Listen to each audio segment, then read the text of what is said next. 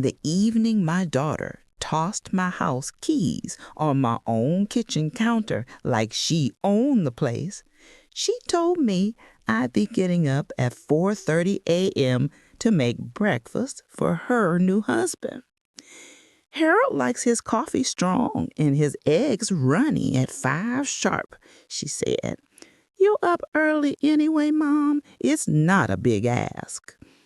24 hours later, I did set an alarm for 4:15. But when they came downstairs expecting coffee and eggs, they didn't find their mate.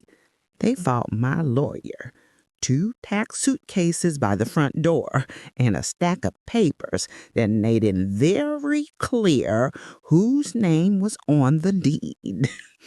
I'm Evelyn, I'm 68, and if your kids ever act like they own your house, you need to hear this story. Before I tell you how I turned that 4:30 a.m. breakfast demand into the wake-up call of their lives, hit subscribe and tell me where you're watching from.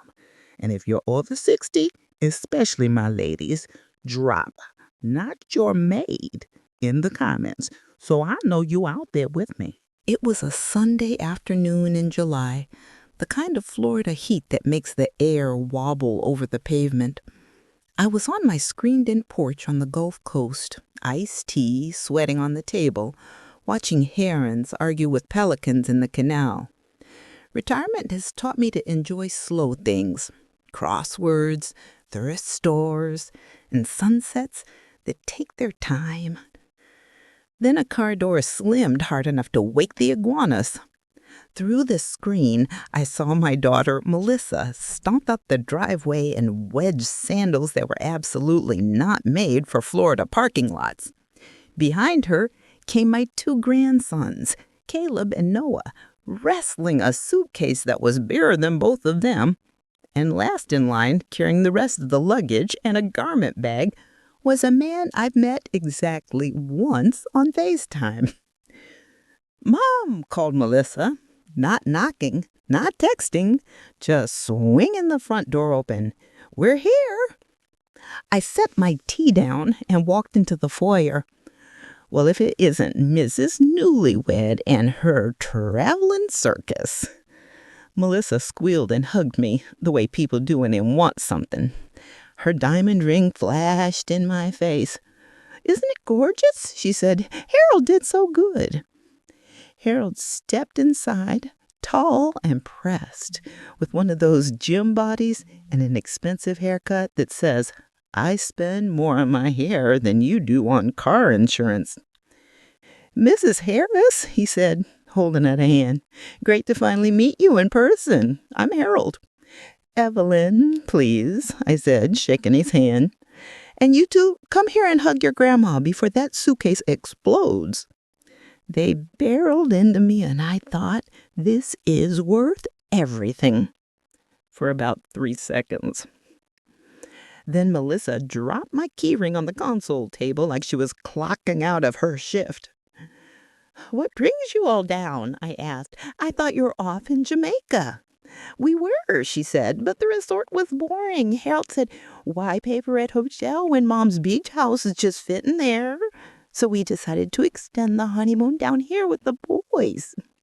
"Just sitting there," Harold good, looking around. "Great on the water. Great spot." He said it the way men in his line of work talk about assets, not homes. How long are you staying?" I asked, already bracing. "Just a few days," Harold said quickly. "About a week, maybe 2, depends on how the boys like the beach. That's the beauty of being spontaneous, right, Mom? You always said that." I had, back when spontaneous meant stopping for ice cream after a little leg, not moving 4 people into my house with no warning. "Of course," I said, because what else was I going to say right then? "Let me clear out the guest room. Taylor, Noah, you can help me at the Christmas decorations." As we went upstairs, I noticed Harold moving slowly through the living room, taking in the floor-to-ceiling windows, the original hardwood. and the framed photo of my late husband smiling in front of our little starter house. He wasn't admiring the decorating. He was calculating. You should know something about how we got here. I married my high school sweetheart at 19, had Melissa at 21, and buried my husband at 58 after his heart decided it had graded enough papers for one lifetime. He'd been a teacher. I was the librarian at the same high school for 42 years. Our paychecks never impressed anybody, but we never missed a mortgage payment either. When he died, it was just me and Melissa. I worked extra shifts at the library, shelved books until my shoulders ached, and lived on casseroles and coupons so she could have what she needed. I co-signed her first car. I took out a Parent Plus loan so she could start nursing school. When she got pregnant and that boyfriend disappeared, I turned my Saturdays into grandma daycare so she could work double shifts. All the big decisions in my life went like this. Mom, can you? Yes, sweetheart. Every yes felt right at the time. What nobody tells you is that if you say yes long enough, people start realizing it's a choice. They start assuming it's your job. That first night, I made a big pot of chicken and rice. Cheap, filling, and guaranteed to make my kitchen smell better than my nerves felt. The boys inhaled it.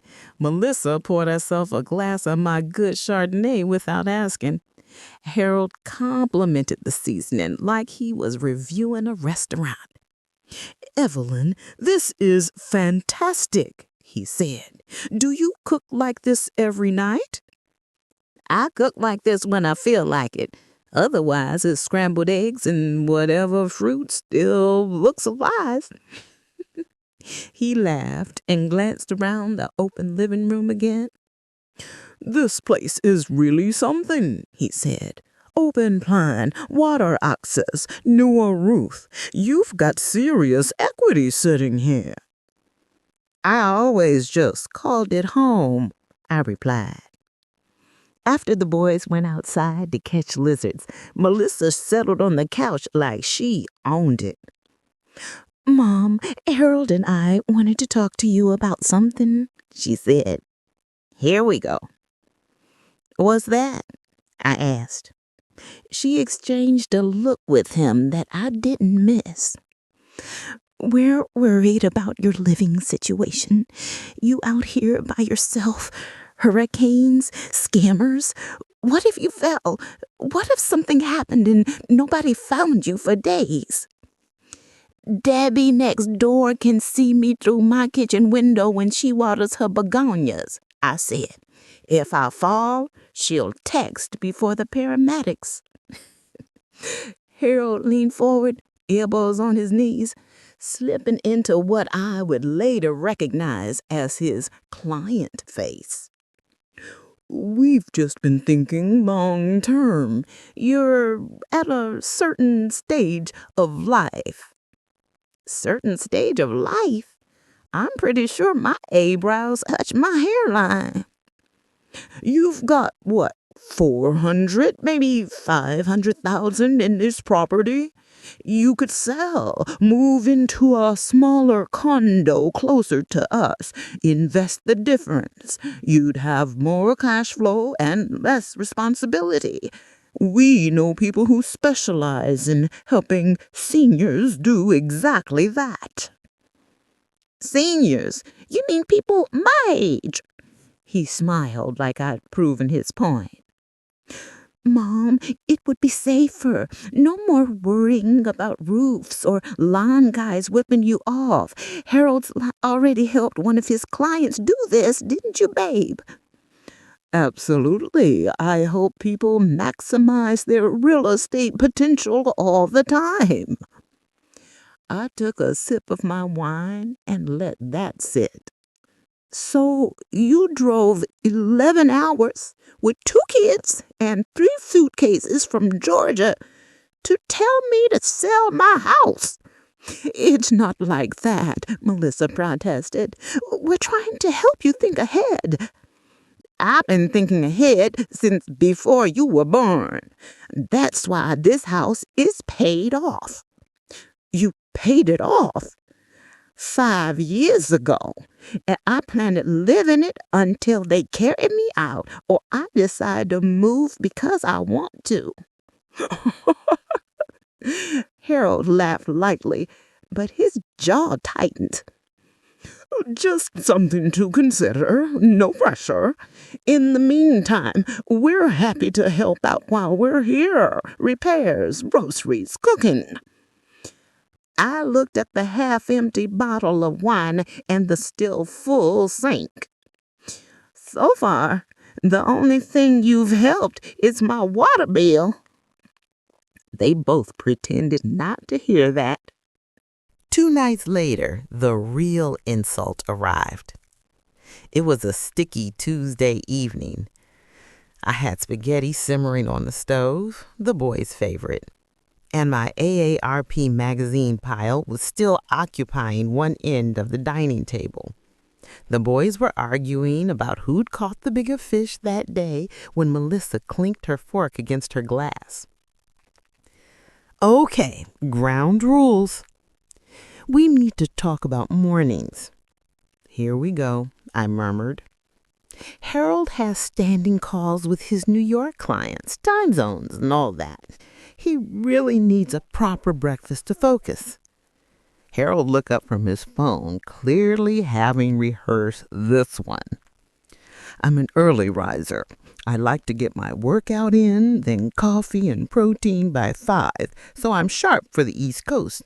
It's kind of non-negotiable. That sounds like your problem to solve, I said, stirring the sauce. Melissa laughed like I had said something adorable. Mom, you're up early anyway. You're always texting me sunrise pictures at like 5:30. You love to cook. It would mean a lot if you could have coffee and breakfast ready by 5. I turned from the stove and answered it's ready for who? For Harold's and the boys if they're up. I'll help when I can, but I'm on vacation too, you know? Silence fell on the table. Even Caleb stopped chewing. No, I said. The word came out calm and flat. Melissa blinked. What do you mean, no? She asked like she'd never heard it from me before. I mean, I'm not getting up at 4:30 in the morning to cook for a grown man who knows where the coffee filters are. I'm retired, not on call. Harold chuckled, but his eyes had gone colder. Come on, Evelyn, we're family. We're talking about basic hospitality. Hospitality is fresh towels and not poisoning the in-laws, not a 4:30 a.m. shift at Waffle House. Melissa's smile vanished. Why are you being so dramatic? She snapped. We drove all this way. We're trying to help you with this house, and you can't even make some eggs? The spaghetti sauce started to bubble over. I turned the burner down and took a breath. Melissa, I said quietly, I have spent 40 years getting up early for other people, for your father, for you, for my students. I am done setting my alarm for anyone but me. She grabbed my key ring off the counter and slammed it back down. Fine, don't do it. We'll figure it out ourselves. Just don't complain when you're old and alone and nobody wants to visit because you're impossible. She stalked off to the guest room. Harold gave me a tight, apologetic smile that didn't reach his eyes and followed. I finished cooking, fed the boys, and tried not to cry into my sauce. That night, after everyone went to bed, I lay awake listening to the air conditioner hum, the canal frog sing, and every nasty little voice in my head take turns. You're being selfish. You should be grateful they want to be here. Good mothers don't say no. But under all that, another voice had finally gotten loud enough to be heard. If you don't say no now, they'll never stop asking. At midnight, I got up, grabbed my reading glasses, and opened my old laptop. It was time to stop feeling guilty and start getting informed. One thing younger people forget: we are the generation that learned computers twice, once at work and once when everything went online again. I opened my browser and typed Harold's full name into the search bar. Within a minute, I had his LinkedIn, his company website, and his smiling face on something called a financial wellness podcast. Then I clicked on a site I'd heard about from the AARP magazine pile on my table. Broker Check. I typed his name in there. The smile on my face got very small. 3 customer disputes in 6 years. A state securities fine for unsuitable annuity recommendations to senior clients. 1 voluntary termination from a firm that had itself been cited by regulators. I clicked through to the public complaint records. The phrases blurred together. Pressured my elderly mother, moved my funds into something I didn't understand, couldn't get a straight answer. My stomach turned.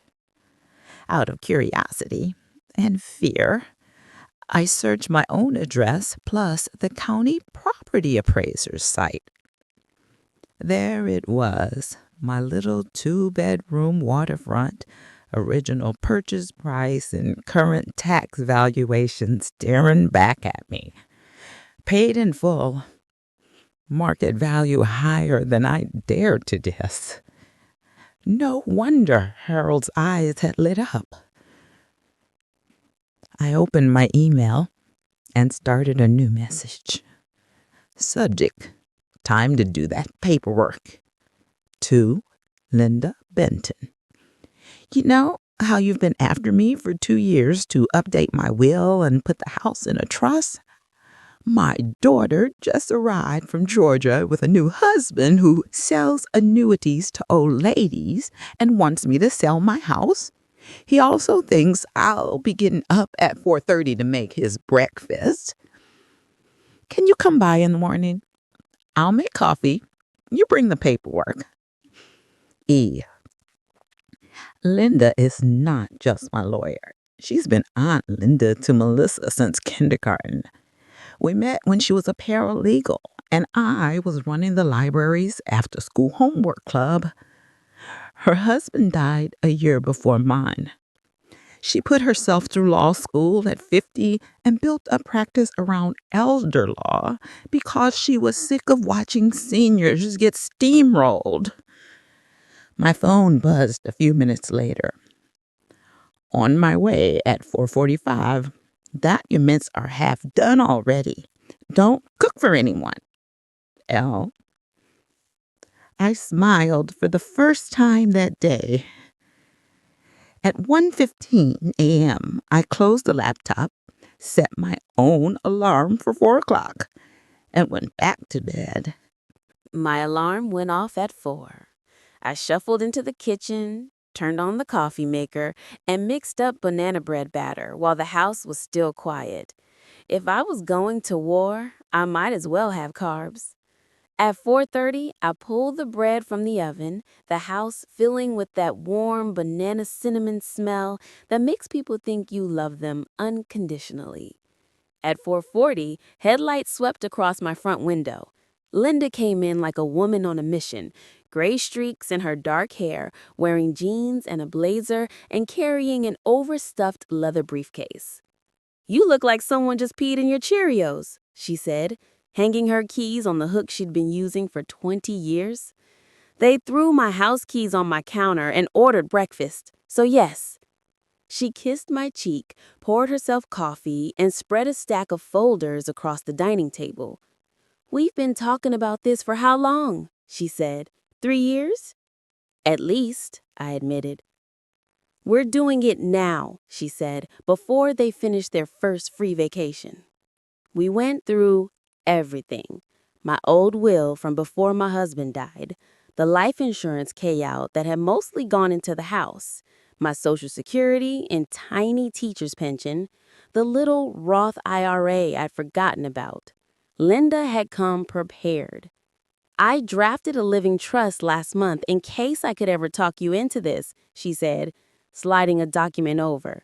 "All it needs is signatures and a notary later today. The house goes in here. You stay the trustee as long as you're competent. If anyone tries to haul you into court and declare you incompetent without your consent, guess what happens?" "What?" I asked. "Said person gets removed as beneficiary," she said, "completely, and the house goes to charity or the grandkids instead." I whistled. "You're mean," I said. "I'm effective," she replied. "There's a difference." We updated my will to match the trust. Melissa would still inherit some investments and a small life insurance policy when I died. But this house, that would not be a shiny piñata for anybody's financial bat. "And Harold?" I asked. "Harold gets exactly nothing. Unless you want to leave him your old blender." I thought about it. "No," I said. "I like my blender." She grinned and pulled out another packet. "Now," she said, "let's talk about guests." This, Linda said, handing me a 3-page document, is your new favorite thing in the world. I read the heading. Evelyn Harris Guest Agreement. I started to laugh. "You didn't," I said. "Oh, I very much did," she answered. The agreement spelled everything out in plain language. Maximum stayed, 7 consecutive days unless otherwise agreed in writing. Weekly contribution to groceries and utilities. Each adult responsible for their own cooking, dishes, laundry. Respect for quiet hours and my bedroom door. Absolutely no discussing, suggesting, or arranging financial decisions about my property or assets without my invitation. And the last line is my favorite, Linda said. At the bottom, in bold, it said, "The homeowner is not a maid, cook, chauffeur, babysitter, or bank. She is a person. Treat her accordingly or find other accommodations." I laughed so hard I wheezed. "I can't give them this," I said. "They'll call me crazy." "They already think you're difficult," she shrugged. "Might as well make it official." We were still chuckling when my microwave clock flipped to 4:15. "Time for the petty part," I said. I padded down the hall to the guest room. Harold's phone was on the nightstand, screen faintly glowing. His alarm was set for 4:30. I picked it up, turned the volume all the way up, and nudged the alarm back to 4:15. Then I found Melissa's phone charging on the floor, set hers for 4:16, and tiptoed back to the kitchen. Linda shook her head. "You're enjoying this a little too much," she said. "If I'm going to get called impossible, I might as well have fun," I replied. At 4:15, Harold's phone blared some obnoxious pop song down the hallway. He groaned. At 4:16, Melissa's phone started chiming. Why is it so early?" she mumbled. 2 groggy alerts stumbled into my kitchen a few minutes later, expecting a cheerful grandmother and an apron. Instead, they found me and Limita sitting at the dining table, dressed, caffeinated, and facing them like a board of directors. Two large suitcases sat upright by the front door. "Morning," I said mildly. "Coffee's fresh. Have a seat." Harold blinked at Linda. What's going on?" he asked. Melissa rubbed her eyes. "Is everything okay? Why is not Tila here at whatever time this is?" "Because you wanted to get an early start, and because we need to talk about this house." Linda smiled politely. "Good morning," she said. "I'm here as Evelyn's attorney and as your Auntie Linda. I'm wearing both hats." Harold laughed nervously. "Did somebody die?" he asked. "No," I said, "but someone almost killed my alarm clock yesterday." Linda slid the guest agreement across the table. "This is a simple house rule document Evelyn and I put together," she said. "If you'd like to continue your visit, we'll need you to read and sign." Melissa frowned. "You made a contract," she said. "For us? We're family." "Exactly," Linda said, "which is why we're doing this before anyone says something they can't unsay." Harold picked it up, flipped through, and smirked. "This is a little much, don't you think?" he said. "Not a maid, cook, chauffeur, or bank. Come on." "I couldn't fit doormat on the line," I said. "Ran out of space." Melissa scanned, her lips moving as she read. "7 days max," she said. "We drove all this way. What if we want to stay longer?" "Then we talk about it like adults," I said. "We don't just show up with luggage and act shocked that my life doesn't rearrange itself around you." "And this part," Harold said, tapping the page, "guests will not make financial suggestions or decisions regarding the property or homeowner's assets unless invited." What does that even mean? "It means you don't get to tell me to sell my house 2 minutes after you see the canal view, and you definitely don't bring up maximizing my real estate potential before dessert." Harold's smile got tight. "We were offering professional advice. It's what I do." "About that," Linda said, reaching into her briefcase, "I did a little professional research of my own." She pulled out a printed page with a familiar headshot on it. "Do you recognize this?" she asked, sliding it to him. His color faded a shade. "That's broker check," he said slowly. "Those complaints were all resolved. They're ancient history."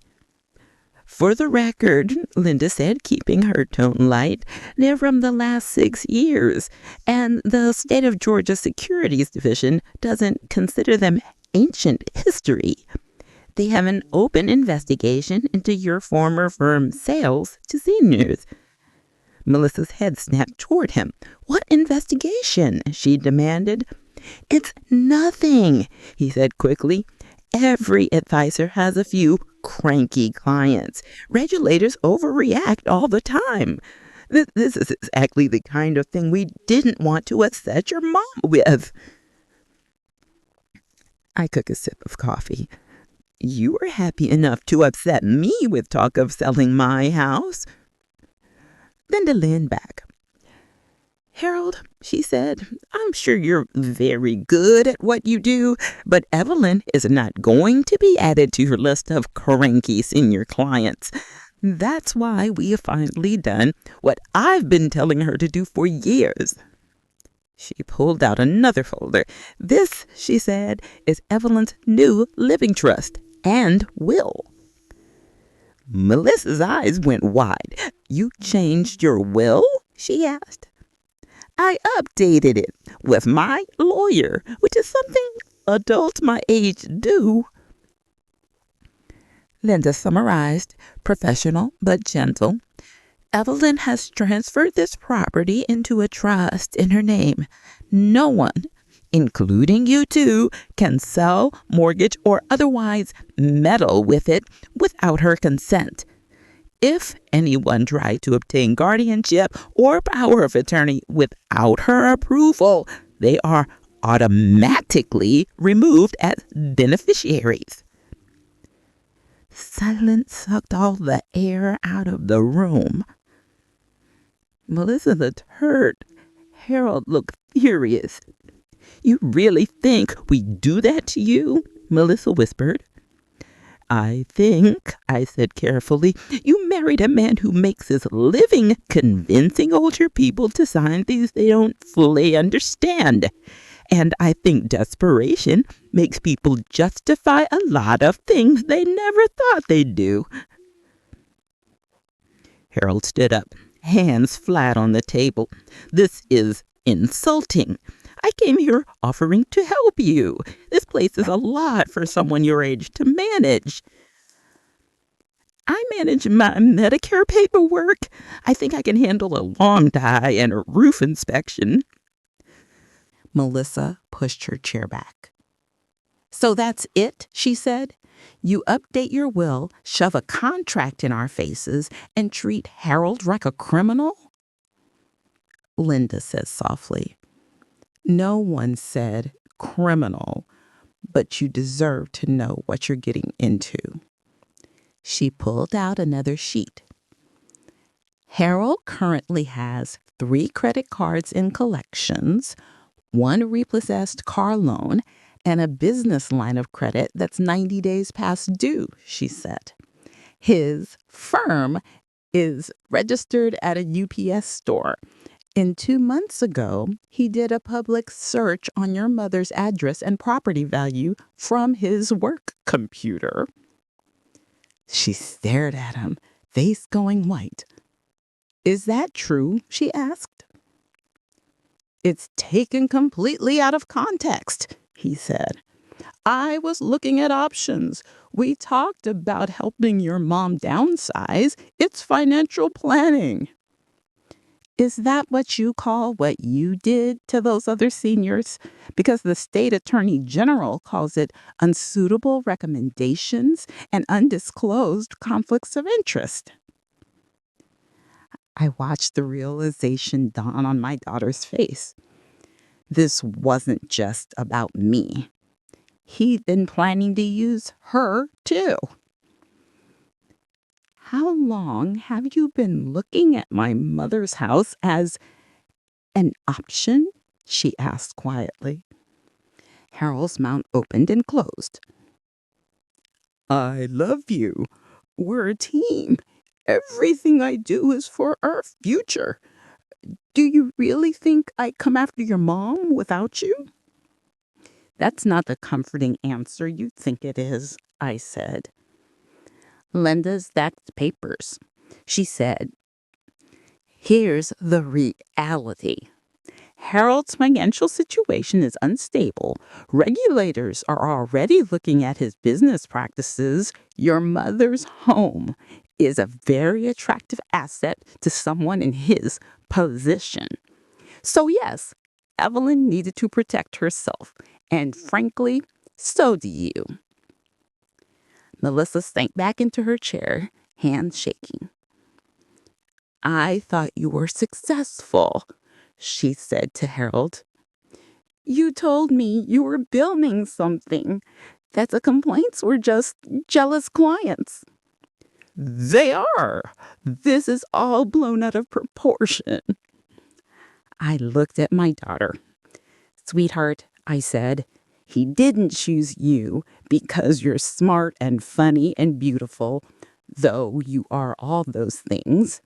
He chose you because you're those things and your mother owns waterfront property." She fletched like I slapped her. Harold turned that anger on me. "You have no ideas who you're talking to. I can sue you for defamation." Linda smiled thinly. I'd loved it. I'd love discovery. I pushed the guest agreement back toward them. Here's how this is going to go, I said. Option 1, you sign this, agree to the 7-day timeline, contribute to groceries, clean up after yourselves, and stop talking about my house like it's a line item in your portfolio. We spend a week together as mother, daughter, stepdad, and grandsons, and maybe we salvage something. Harold folded his arms. And option 2, he asked. Option 2, I said, is that you don't sign. Linda will happily drive you to the Holiday Inn off the highway. Check-in is anytime after 3. Check-out here is noon. Melissa's eyes filled with tears. Mom, you're really kicking us out? She asked. I'm giving you a choice, I said. The same one you tried to take away from me. She looked at Harold. He stared back, anger simmering. We don't have to stand for this. Come on, we'll get a hotel. Your mom can rot in her little house surrounded by her paperwork. He stormed down the hall to the guest room and started throwing things into suitcases. Melissa stayed seated, staring at the guest agreement. Linda stood. I'll help him find the front door, she murmured, giving my shoulder a squeeze as she passed. That left me and my daughter in the quiet kitchen, the banana bread smell still hanging between us. You really hate him that much?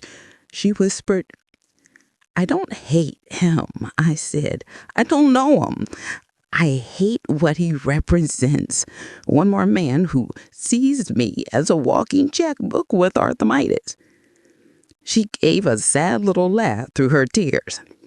Only you would put it like that, she said. You can stay, I added.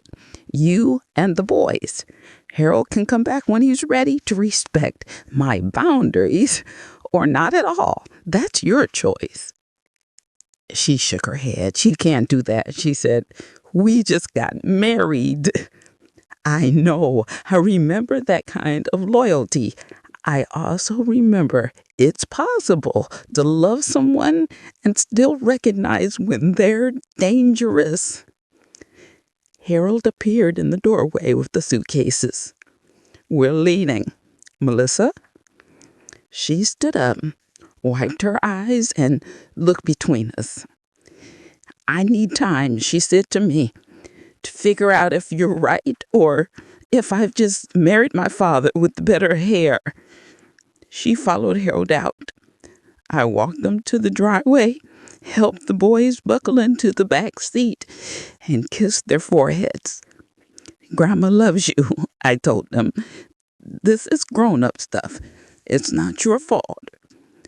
Melissa hugged me fast and tight. I'm mad at you, she whispered, and grateful. I don't know what to do with that. That's okay, I said. You don't have to know today. They drove away. The house felt quiet in a way that was both lonely and peaceful.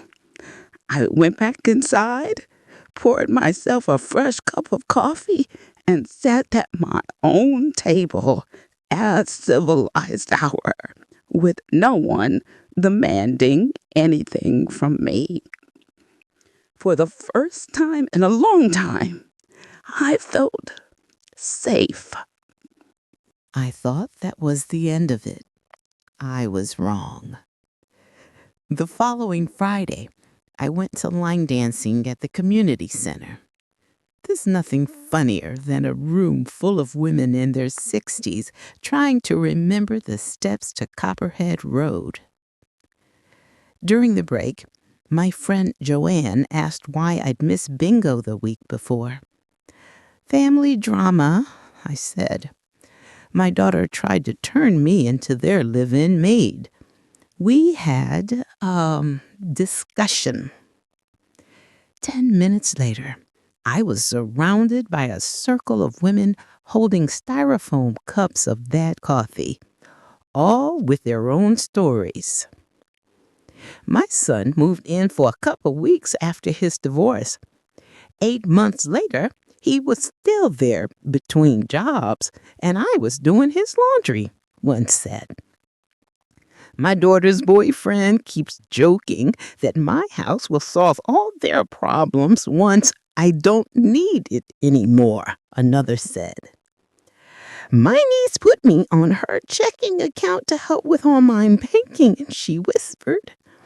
I didn't realize she was helping herself to my Social Security.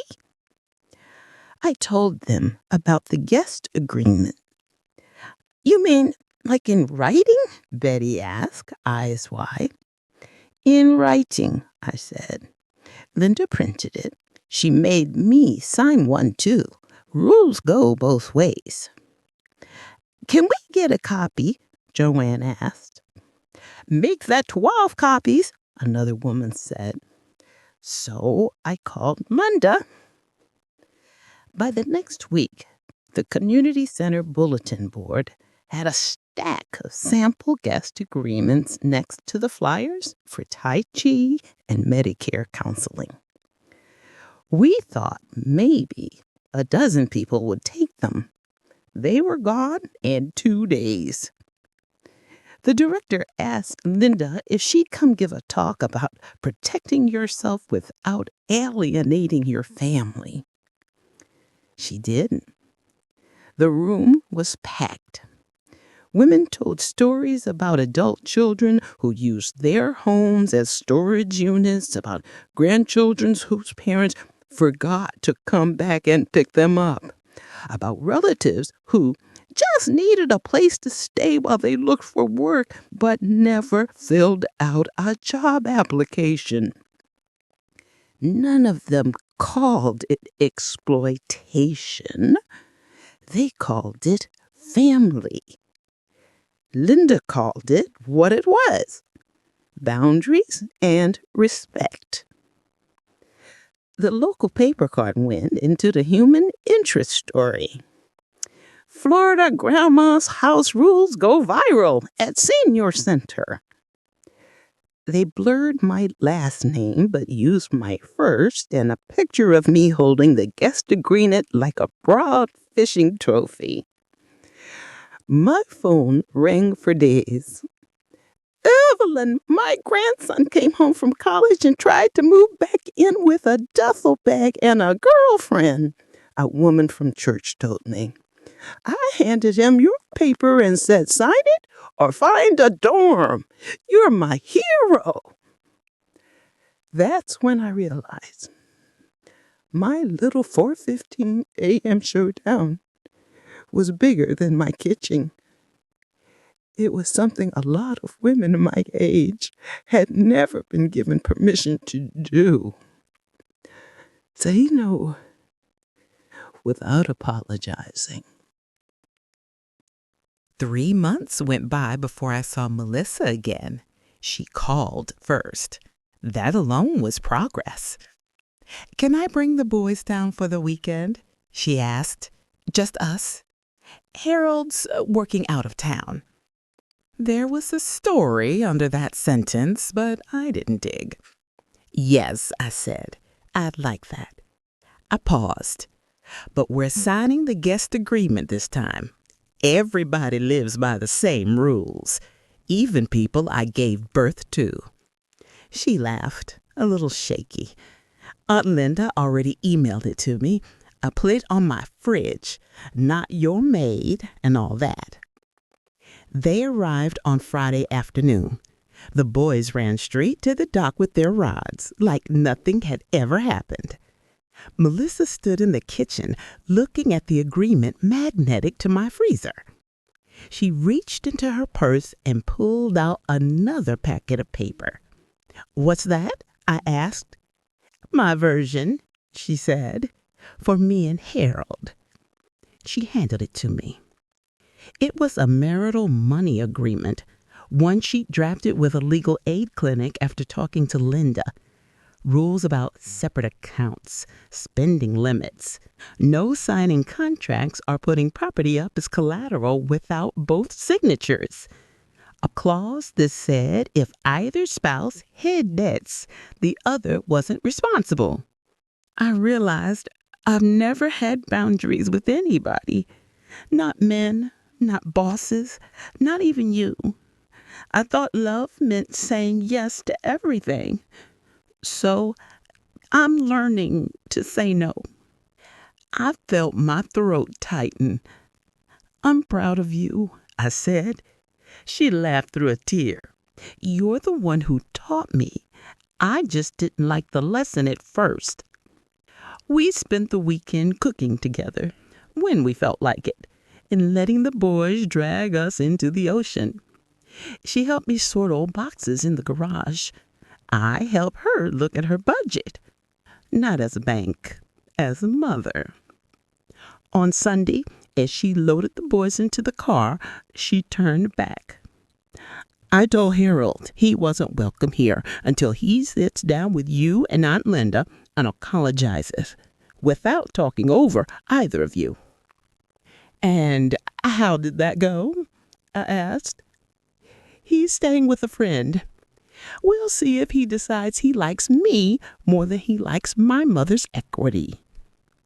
I said, you deserve a man who likes you more than he likes anybody's equity, even his own. She smiled. I'm starting to believe that, she said. The guest agreement kept spreading. Linda started doing monthly workshops at the library. Your house, your rules. Understanding power of attorney. How to say no without starting World War III. Attendance doubled every month. Our local AARP chapter invited us to speak at their luncheon. We walked in to find 200 people, mostly women, waiting with notebooks. I told my story from the house keys on the counter to the 4:15 wake-up call. When I finished, there was a line out the door of people who wanted to talk. One woman in her 70s told me, my son has been temporarily living in my basement for 4 years. After I saw your story in the paper, I gave him 30 days notice and a list of apartments. I thought he'd hate me. He actually thanked me 2 months later, said it was the push he needed. Another said, my daughter keeps borrowing my car and running my gas tank down to empty. I made her sign a little mini agreement. Fill it up or hand me the keys.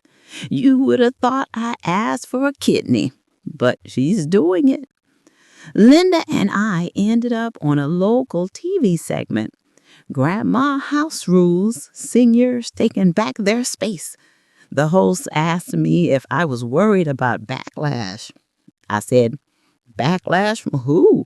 The people using our homes like hotels and us like unpaid staff? The clip went mildly viral in the over 60 Facebook world. I started getting messages from women in Ohio, Arizona, New York. Because of you, I finally told my son he can't show up with laundry every Sunday. I stopped feeling guilty for asking my daughter to give me notice before dropping the kids off. I printed your line, I am not your maid, and taped it to our fridge. Every story reminded me we're not alone. We've just been quiet. It's been a year since that morning when my daughter expected eggs at 5 and got a lawyer instead. My house is still my house. My coffee is still made on my schedule. My guest room has seen plenty of visitors, but all of them know the rules. Melissa and I are still a work in progress. Some days we fall back into old patterns. Some days she catches herself saying, Mom, can you just, and then stops and rephrases. Those are my favorite days. Harold? Let's just say the state of Georgia's investigation didn't go his way. He's not allowed to sell financial products anymore. Last I heard through the grapevine, he was selling cars. I wish his customers well. Sometimes when the house is quiet and the canal is smooth as glass, I think about how close I came to sliding into that role so many women my age end up in without noticing.